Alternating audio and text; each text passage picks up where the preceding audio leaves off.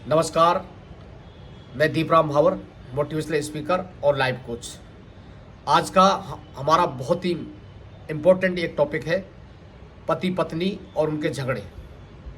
तो ये देखिए, किसी भी टॉपिक को समझने के लिए यदि हम कहानियों का सहारा लें तो उसको इजीली समझा जा सकता है। इस टॉपिक पर आगे बढ़ने से पहले हम आपको हर बार की तरह ये बुक दिखा रहे हैं, मोटिवेशनल बुक। ये बुक बहुत ही इम्पोर्टेंट है। इस बुक ने बहुत सारे बच्चों की लाइफ में परिवर्तन आया है।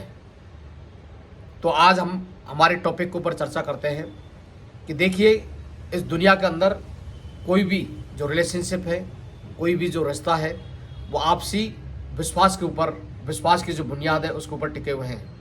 यदि आपस में म्यूचुअल अंडरस्टैंडिंग ना हो, आपस में समझ ना हो, एक दूसरे को नहीं समझते हो, तो उनमें अलगाव होते देर नहीं लगती। चाहे वो किसी भी प्रकार का रिश्ता हो, चाहे पति पत्नी का हो, भाई भाई का हो, पिता पुत्री का हो या पिता बेटे का हो।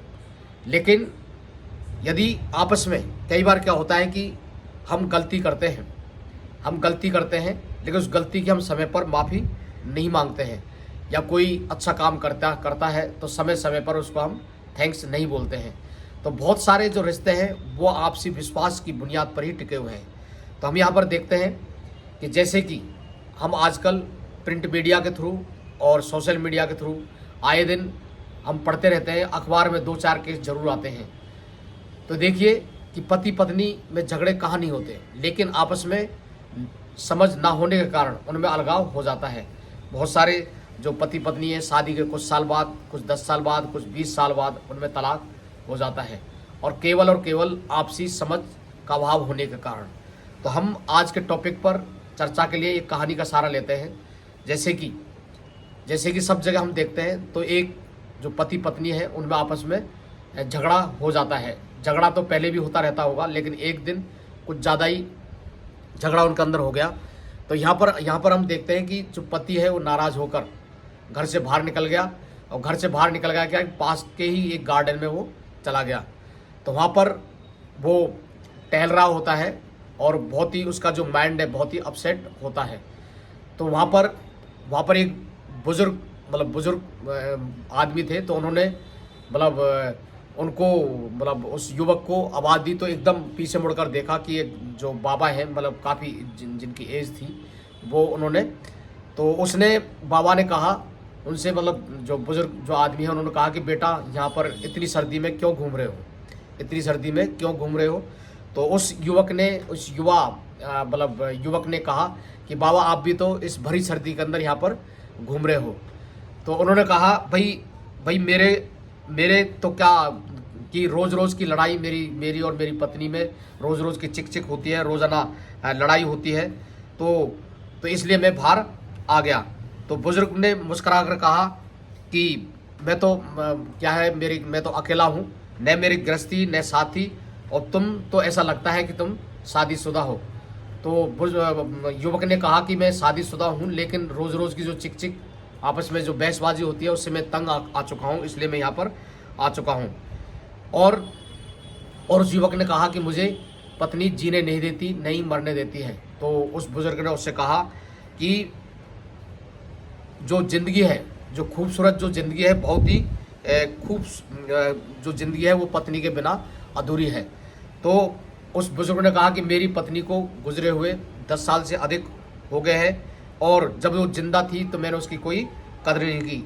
ये ज़रूर है कि हम बहुत सारे जो रिश्ते हैं जीते जी उनकी हम कदर नहीं करते हैं, लेकिन जब वो चले जाते हैं तब हम रोते रहते हैं, और उनके गम में हम अपनी ज़िंदगी भी कई बार हम खराब कर देते हैं। तो उस बुजुर्ग ने कहा, जब वो जिंदा थी तो मैंने उसकी कोई किसी प्रकार की कदर नहीं की। आज वो कमबख्त चली गई तो भुलाई नहीं जाती। घर काटने को दौड़ता है, बच्चे अपने अपने काम में व्यस्त हैं। ऐसी बात नहीं कि हमारे पास कोई पैसे की कमी है।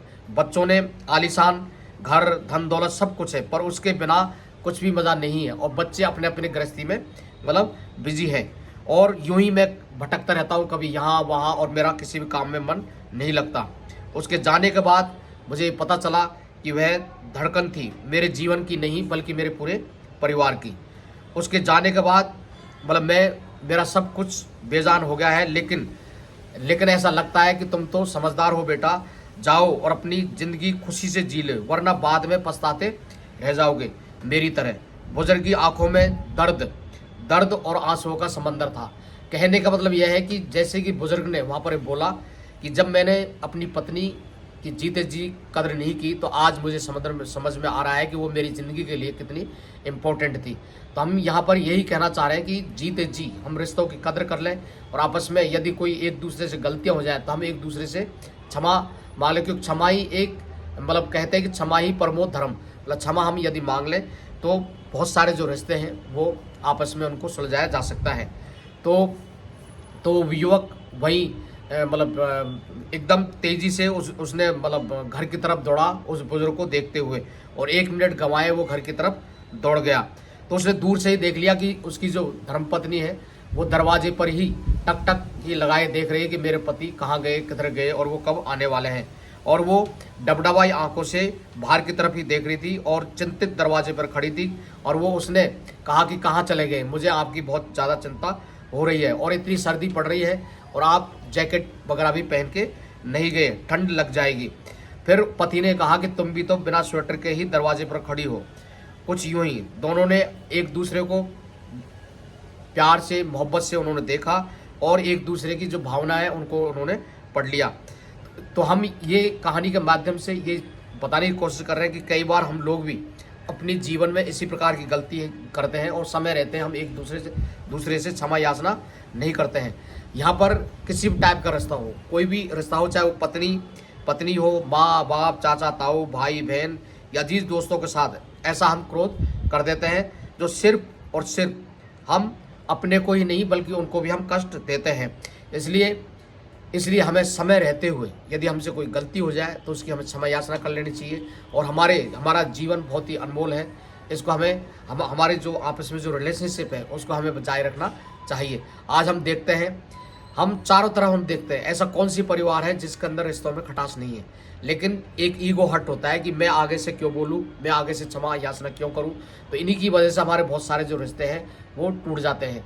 तो हम इस कहानी के माध्यम से यही कहना चाहेंगे आपसे कि समय रहते हुए हम आपस में सौहार्द बना के, आपस में विश्वास बनाकर हम एक दूसरे के रिश्तों को हम सुधार लें। तो कहने का मतलब है कि हमारी जो ज़िंदगी छोटा सा जीवन है, कई क्षमा मांग कर हंस कर गुजार दे। ज़िंदगी के सफ़र में गुजर जाते हैं जो मकाम वो फिर नहीं आते हैं, ये किसी महान व्यक्ति ने कहा है। तो हम इन पंक्तियों को अपने जीवन में उतार लें। कहने का मतलब, हमने एक वीडियो भी पहले बनाया था, थैंक्स और सॉरी। कहने वाले दो शब्द ऐसे हैं जो बहुत ही वेरी वेरी पावरफुल हैं। इन दोनों ही शब्दों से हम अपनी ज़िंदगी को बना सकते हैं और संवार सकते हैं और अपनी आपसी रिश्तों को हम बना सकते हैं। तो हम इस वीडियो के माध्यम से केवल यही कहना चाहेंगे कि हमें आपस में, क्योंकि हमारे जो रिश्ते हैं वो आपस में जो विश्वास की जो बुनियाद है उसी पर टिके हुए हैं, और गलतफहमियों को दूर करके हमारे रिश्ते को हमें बचाना चाहिए। आपने इस वीडियो को देखा उसके लिए आपका तहे दिल से शुक्रिया। Thank you.